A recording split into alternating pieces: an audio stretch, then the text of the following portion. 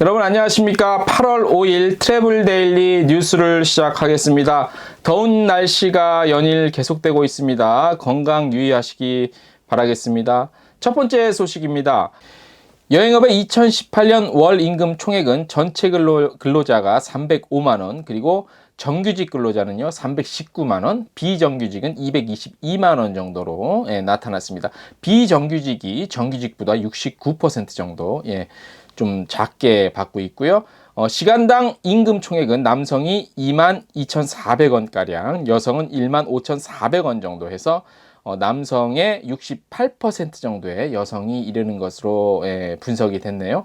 시간당 임금 총액을 학력별로 한번 살펴보겠습니다. 전체 및 정규직 근로자, 비정규직 근로자 모두 학력이 높을수록 많이 받았습니다. 임금을. 정규직 대비 비정규직 수준은 대학원 졸업 근로자의 83.9%로 가장 높았고요. 대졸 근로자가 그 다음으로 순서가 돼 있고요. 여행업 전체 근로자 및 정규직 근로자 또는 비정규직 근로자는 연령이 높을수록 시간당 임금 총액이 많아지다가 50대를 정점으로 낮아지는 것으로 나타났네요. 여행업 전체 근로자의 총 근로시간을 한번 살펴보겠습니다.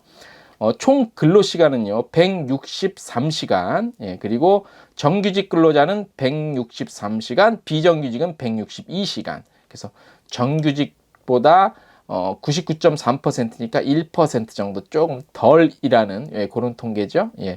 여행업 전체 근로자 및 정규직 근로자 또는 비정규직 근로자 모두 학력이 높아질수록 근로시간은 감소하는 경향이 나타났습니다. 좀 종합해 보면요, 학력이 높을수록 임금은 많이 받고 근로시간은 감소하는 그런 경향이 나타났네요.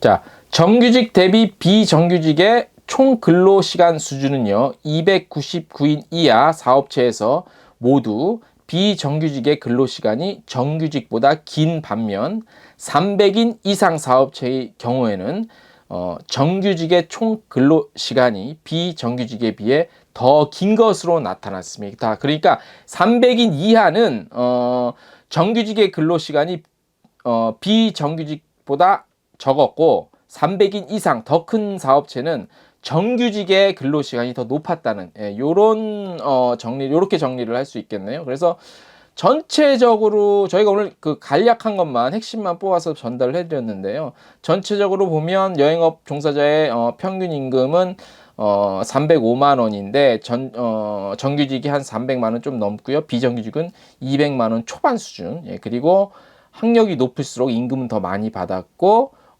대신 50대 연령으로 한 50대 정도 정점으로 이제 그 근로시간이 좀 더 빠지는 그런 대략적인 다른 사회 산업 분야에서도 비슷한 양상이 나타나고 있는데 그것과 좀 비슷하게 나타나는 것 같습니다.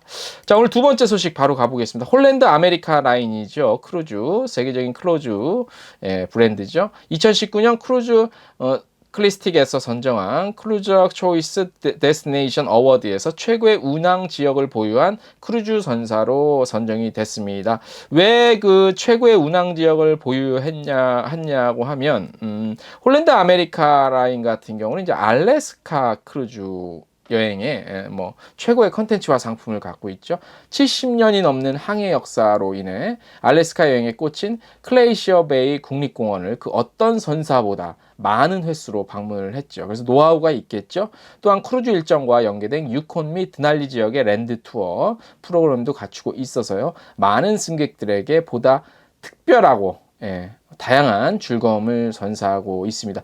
2019년 한 해 동안 총 8척의 크루즈십이 130개가 넘는 일정으로 운항을 하고요. 캐나다 밴쿠버, 미국 시애틀이죠. 그다음에 알래스카 스워드, 그리고 샌프란시스코 등지에서 출발을 합니다. 총 21일까지 최대 그런 일정을 보유하고 있습니다. 이 밖에 다채로운 문화 경험을 할 수 있는 곳이죠. 멕시코 리비에라 크루즈, 요것도 매년 10월부터 다음해 3월까지 운항을 하고요. 그 다음에 인간이 만든 경이로운 풍경, 파나마 운하, 파나마 운하 같은 경우도 여기 홀랜드 아메리카 라인에서는 매년 10월부터 그 다음해 4월까지 꾸준하게 운항을 하고 있습니다. 이러한 다양한 컨텐츠와 최고의 운항 지역이기 때문에 이번 그 크루저 초이스 데스티네이션 어워드에서 최고의 운항 지역을 보유한 크루즈 선사로 선정이 됐다고 합니다. 크루즈 클리스틱 같은 경우는 이제 전 세계 600만 명 이상이 이용하는 세계 최대 크루즈 리뷰 사이트입니다. 그래서 상당한 영향력과 신뢰를 갖고 있는 그런 사이트죠. 다음 소식 전해드리겠습니다. 9월부터 말레이시아에서 출국하는 여행객은 한화로 최대 4만 원의 출국세를 납부해야 합니다. 말레이시아는 지난달 7월이죠. 공식 홈페이지를 통해서 모든 국제선 출국 여행자들에 대해 목적지와 탑승하는 등급에 따라 출국세를 징수를 한다고 밝혔습니다. 잠시 설명을 좀 해드리겠습니다. 모든 출국자가 대상입니다. 그리고 목적지별, 그 다음에 본인이 탑승하는 비행기의 클래스별로 차별적인 징수가 됩니다. 자, 먼저 아세안 지역이 다른데요. 아세안 지역은 어디냐면 브루나이, 캄보디아, 인도네시아, 라오스, 미얀마, 필리핀, 싱가포르, 태국, 베트남이 아세안 지역으로 말레이시아에서 지정을 했는데, 아세안 지역 이코노미 클래스 탑승객은요, 하나로 약 2,300원 정도. 아세안 지역 외, 그러니까 우리나라도 포함이 됩니다. 여기에는 항공편의 경우 이코노미석 외 타 클래스, 그러니까 비즈니스나 뭐 퍼스트 클래스 정도 되겠죠. 이코노미석 외 다른 클래스 탑승객의 경우는 하나 최대 43,000원 하나로 이 정도 납부해야 되고요. 출국세는 기존 공항세와 별개로 운영이 되고요. 한국인은 말레이시아 출발 한국행 항공기에 탑승하는 경우 조금 전에 말씀드린 것처럼 최대 43,000원, 그리고 최소는 5,800원 정도 나올 것 같네요. 그래서 출국세를 9월 1일부터 납부를 하고 출국을 하셔야 된다는 점 잊지 마시기 바랍니다. 다음 소식입니다. 에어 모리셔스죠. 지난 7월 30날 부산의 이비스 엠베서더 부산 시티센터에서 2019년 부산 프로덕트 세미나를 개최했습니다. 이번 설명회는 부산과 경남 지역의 허니문 시장 확대, 그리고 모리셔스 지역의 예약, 그리고 문의 증가에 따른 50여 명의 허니문 여행사 관계자들이 함께해서 에어 모리셔스와 모리셔스 지역에 대한 관심을 보였고요. 설명회에서는 모리셔스 지역 홍보했고요. 항공 스케줄, 에어 모리셔스의 항공 스케줄 공유됐고요. 특히 기존 캐세이 드래곤으로 부산, 홍콩, 모리셔스 노선 외에도 올해 5월부터죠. 부산, 싱가포르 노선에 신규 취항한 실크 에어를 이용할 경우 부산, 싱가포르, 모리셔스까지 연결이 가능해진다는 점을 더 알렸습니다. 이 밖에도 2019년 7월부터 지난달이죠. 모리셔스와 세이셸 노선이 새로 개설됐죠. 그래서 모리셔스와 세이셸을 동시에 방문할 수 있다는 점 또한 강조를 했습니다. 에어 모리셔스는 뭐 아시는 분들은 아실 겁니다. 스카이트랙 선정 4성급 항공사고요. 총 14대 항공기로 전 세계 23개 목적지로 운항을 하고 있습니다. 현재 에어 모리셔스는 PAA 그룹에서 한국 GSA를 담당하고 있습니다. 자, 좌석수 완화를 통해서 항공 산업을 발전시키겠다고 하는 항공법 개정 법률안이 발의가 됐네요. 이용주 민주평화당 의원이 항공기 좌석 규모를 국내 국제 항공사의 경우 80석 이상 기존입니다.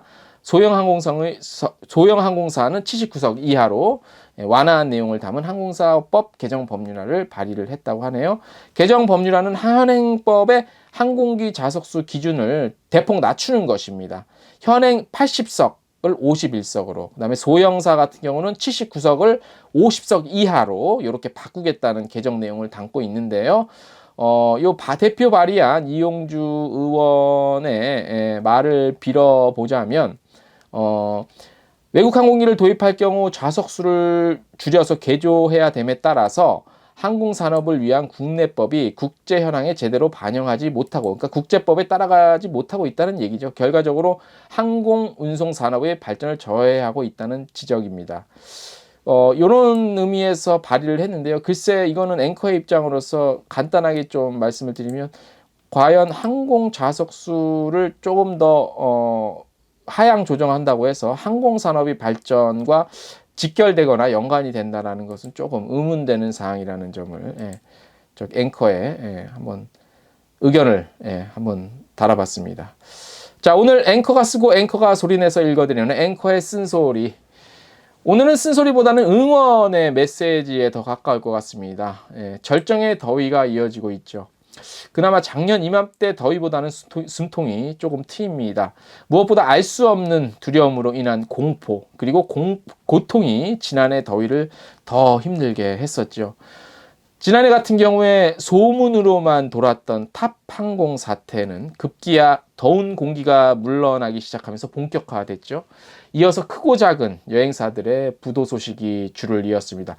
그렇게 2018년 여름 그리고 가을이 지나갔죠. 대형사들의 실적 부진 역시 그때부터 본격화됐고요. 이제는 시장 판도가 예측 가능한 수준에 이르렀습니다. 돌발 변수는 매년 잊지 않고 우리들에게 찾아와 줍니다. 몇 년 전 중국과의 사드 문제가 중국 인바운드를 초토화시켰죠. 전혀 예상치 못한 일본과의 문제로 인해 이제는 일본 아웃바운드는 끝을 알 수 없는 낭떠러지로 향하고 있습니다. 매년 한여름에 찜통 같은 고통이 찾아오는 것처럼 여행업의 돌발 변수는 계절이 오듯 찾아옵니다. 더위, 그리고 추위. 계절은 절기에 따라 오기에 마음의 준비라도 할 수 있죠. 지금까지 업계 변수들은 단 한 번의 예고도 없이 엄습해 와서 우리들의 공포는 더 크기만 합니다. 웬만한 변수에 이제는 면역이 생길 만도 하죠. 하지만 업계에 불어오는 변수는 늘 새로운 것들입니다. 그래서 더 당황스럽고 고통스럽습니다. 해법은 없어 보입니다. 문제의 발단이 업계 내부에서 시작되지 않았기 때문입니다. 그렇다면 생존 방법은 단 한 가지, 끈질기게 버티는 수밖에 없습니다. 속된 표현으로 시간에 빌 붙는 거죠. 지치고 더운 여름 한 편의 문장을 소개해 드리겠습니다. 우리에게도 너무나 유명한 푸시킨의 작품이죠. 푸시킨은 아직도 러시아인들에게 우리의 세종대왕 혹은 이순신 장군급으로 통합니다. 오늘 마지막으로 시를 소개해 드리면서 마치겠습니다. 삶이 그대를 속일지라도. 푸시킨. 삶이 그대를 속일지라도 슬퍼하거나 노하지 말아라. 슬픈 날엔 참고 견디라. 즐거운 날이 오고야 말리니. 마음은 미래를 바라느니 현재는 한없이 우울한 것. 모든 것 하염없이 사라지나 지나가 버린 것 그리움 되리니.